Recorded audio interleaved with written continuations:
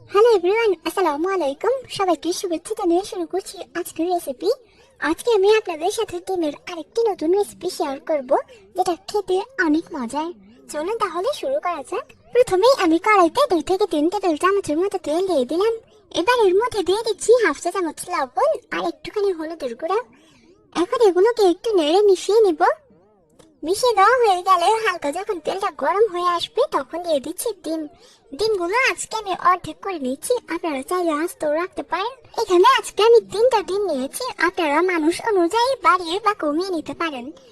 এবার একটা সাইড হালকা ভাজা হয়ে গেলে আরেকটা সাইড উল্টিয়ে দেব। একটা জিনিস মাথায় রাখবেন, যারা নতুন রাঁধুনি আছেন, ডিম সবসময় অল্প আঁচে ভাজবেন, তাহলে ফুটে উঠবে না। যদি আঁচটা বাড়িয়ে দেন তাহলে উপরের চামড়াটা ফুলে একদম ডিম ভেঙে যাবে, আবার আপনার শরীরে ছিটকে আসবে। তো যখন দুইটা সাইডই ভালো করে ভাজা হয়ে যাবে, দেখুন কালার চলে এসেছে, ঠিক এই পর্যায়ে আমি ডিমগুলোকে উঠিয়ে নেব।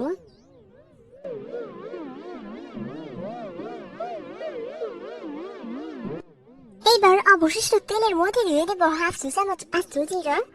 জিরাটা কিছুক্ষণের জন্য একটু ভেজে নেব, পুড়িয়ে ফেলা যাবে না, সেটা খেয়াল রাখবেন।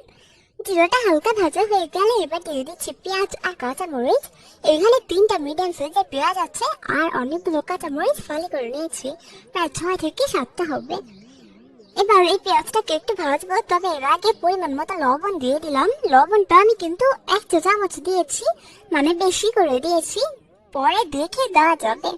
পেঁয়াজটা যখন এরকম একটু হালকা ভাজা হয়ে আসবে তখন দিয়ে দিচ্ছি হাফ চা চামচ আদা বাটা আর হাফ চা চামচের বেশি রসুন বাটা।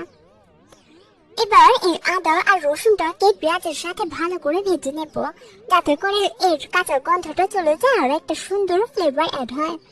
যখন আদা রসুন ভাজা হয়ে যাবে একটুখানি পানি দিয়ে বাকি মশলাগুলো দিয়ে দেব।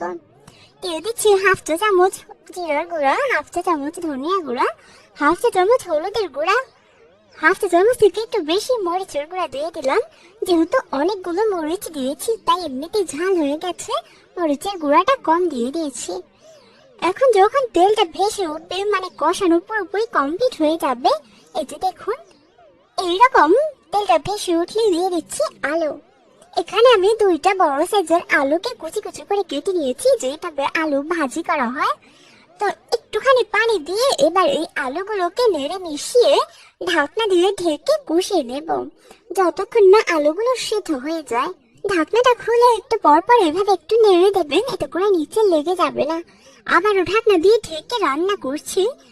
একটা পর্যায়ে দেখবেন নিচে আলুগুলো লেগে যাচ্ছে, ঠিক এরকম দেখুন নিচে আলুগুলো লেগে যাচ্ছে। আর আলুগুলো যেহেতু চিকন চিকন করে কাটা, তাই এগুলো সেদ্ধ হতে সময় বেশি লাগবে না। যখন আলুগুলো সেদ্ধ হয়ে যাবে তখন পরিমাণ মতো ঝোল দিয়ে দিচ্ছি। ঝোলটা এমন ভাবে থাকবে যাতে আলুগুলো ডুবে থাকে। এখন সেই ডিম যে ভেজে রেখেছিলাম সেগুলো দিয়ে দিলাম। ঢাকনা দিয়ে ঢেকে রান্না করব 5 থেকে 6 মিনিট।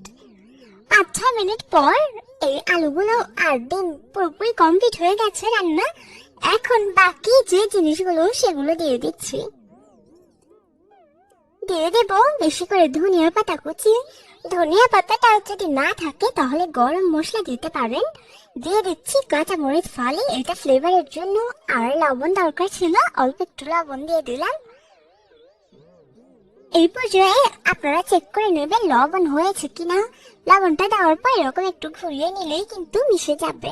এখন এই পর্যায়ে ঢাকনা দিয়ে ঢেকে আরো 1 মিনিটের মতো রান্না করে তরকারিটা নামিয়ে সার্ভ করব। গরম গরম ভাতের সাথে এই তরকারিটা খেতে ভীষণ ভালো লাগে, বাসায় একবার হলেও বানিয়ে দেখবেন। আশা করছি সবসময়ের মতো আজকের রেসিপি ভালো লেগেছে। আজকে এখানেই বিদায় নিচ্ছি, আল্লাহ হাফেজ।